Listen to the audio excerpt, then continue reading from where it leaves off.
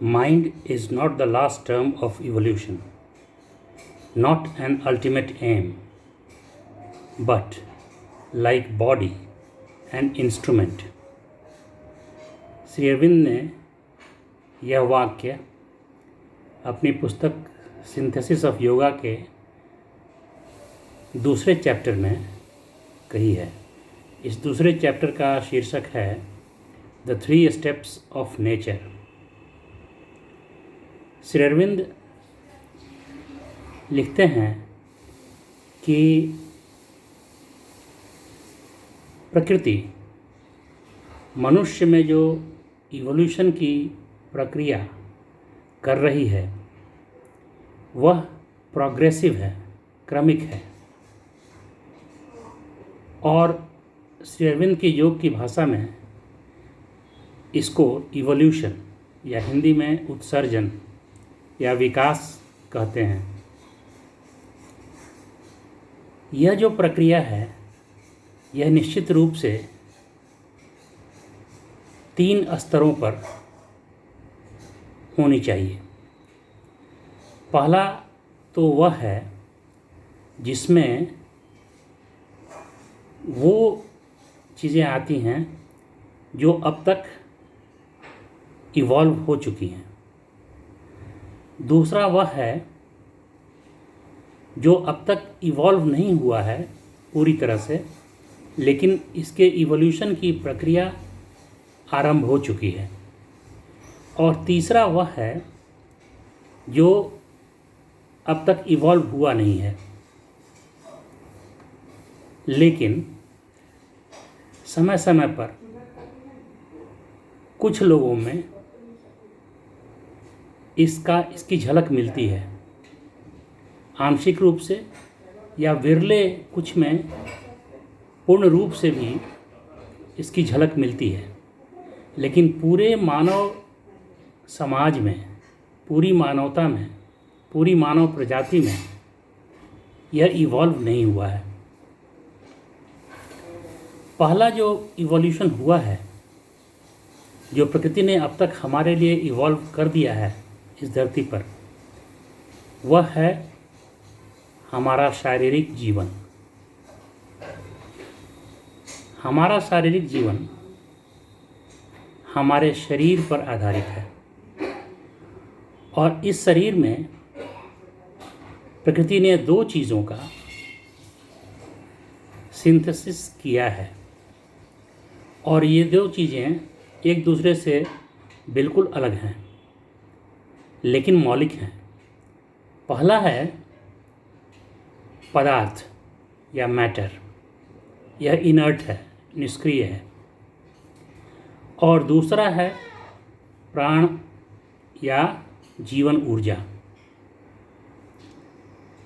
जीवन ऊर्जा तभी आ सकती है जब पदार्थ हो, पदार्थ में ही वह आ सकती है। और पदार्थ में जब जीवन ऊर्जा आ जाएगी उसके बाद ही अगला क्रम, विकास का अगला क्रम, इवोल्यूशन का अगला चरण जो मन है वह उसमें स्थापित हो सकेगा। तो श्री अरविंद कहते हैं कि ये जो पहला चरण है शारीरिक जीवन या हमारा स्थूल शरीर, यह प्रकृति ने पूरी तरह से लगभग स्थापित कर दिया है। दूसरा चरण जो मन की स्थापना है, मन का इवोल्यूशन है, वह अभी इवोल्यूशन की प्रक्रिया में है लेकिन फ्लूइड है। ये मन का जो इवोल्यूशन है इसकी एक विशेषता है कि यह मनुष्य में जो मन है यह एक प्रकार का नहीं है। मनुष्य का मनोभाव एक प्रकार का नहीं है। एक साथ उसमें 2 या 3 प्रकार होते हैं। पहला तो उसका भौतिक मन है जो पूर्णतः पदार्थ आधारित है। स्नायु हैं, ब्रेन के पार्ट्स हैं जो फीलिंग्स देते हैं। दूसरा जो है शुद्ध प्योर इंटेलेक्चुअल माइंड अर्थात बौद्धिक मन, यह अभी विकसित हो रहा है। अगर हम पूरे मानव समाज के स्तर पर सोचें तो यह विकसित हो रहा है,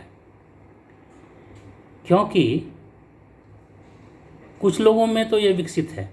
ऐसा प्रतीत होगा कि अधिकांश लोगों में यह पूरी तरह से विकसित है, लेकिन ऐसे लोग भी हैं जिनमें इसका विकास आंशिक रूप से ही हुआ है, या कुछ ऐसे लोग भी हैं जिनमें नहीं हुआ है। लेकिन इसमें यह संभावना है कि इसकी क्षमता असीम है, और यह जब अपनी पूरी क्षमता को प्राप्त करता है इंटेलेक्चुअल माइंड, तो वह डिवाइन माइंड की सीमाओं में चला जाता है। यह तीसरा चरण है। तो श्री अरविंद लिखते हैं कि ये तीनों चरण कंप्लीट होने हैं, और तभी मानसिक जीवन का अपना लॉजिकल कंक्लूजन होगा, जब वो डिवाइन जीवन, दिव्य जीवन में परिवर्तित हो सकेगा। इसलिए श्री अरविंद ये कहते हैं कि शारीरिक जीवन का त्याग अर्थात संसार का त्याग, यह कुछ लोगों के लिए भले ही सही मनोभाव हो, लेकिन पूरी मानवता के लिए यह सही उद्देश्य नहीं हो सकता। श्री अरविंद के शब्दों में, it can therefore be no integral yoga which ignores the body or makes its annulment or its rejection indispensable to a perfect spirituality. Rather, the perfecting of the body also should be the last triumph of the spirit, and to make the bodily life also divine must be God's final seal upon his work in the universe. शारीरिक जीवन एक दृढ़ आधार है जो प्रकृति ने विकसित कर दिया है। यह पहला साधन या इंस्ट्रूमेंट है जिसे प्रकृति ने विकसित कर दिया है। मेंटल लाइफ विकास के चरण में है, लेकिन श्री अरविंद के शब्दों में, certainly the mental life is not a finished evolution of nature, it is not yet firmly founded in the human animal. अभी प्रकृति में क्या हो रहा है, समाज में क्या हो रहा है? शिक्षा का प्रसार, पिछड़ी शोषित प्रजातियों की प्रगति के लिए कार्यक्रम, स्वस्थ सामाजिक एवं आर्थिक स्थिति बनाने की व्यवस्था, वैज्ञानिक आविष्कार, ताकि प्रकृति जो है वो भौतिक मन की मांग को पूरी कर दे, उसे संतुष्ट कर दे, और वह भौतिक मन इस स्थिति में आ जाए कि सिर्फ कुछ लोगों के लिए नहीं, बल्कि पूरी मानव प्रजाति के लिए बौद्धिक मन को पूरी क्षमता तक विकसित होने का अवसर मिले। पारंपरिक योग की भाषा में भौतिक और प्राण युक्त शरीर को स्थूल शरीर कहते हैं, ग्रॉस बॉडी। इसमें अन्नकोश और प्राणकोश हैं। मन को सूक्ष्म शरीर कहते हैं, सटल बॉडी। लेकिन तीसरा शरीर कारण शरीर है, क्योंकि यह वह कारण है, यह वह स्रोत और शक्ति है जिसके कारण अब तक शारीरिक जीवन का इवोल्यूशन हुआ है। इसमें यह सुप्रीम और डिवाइन है, सर्वोच्च है और दिव्य है। इसमें सुप्रामेंटल बीइंग आता है।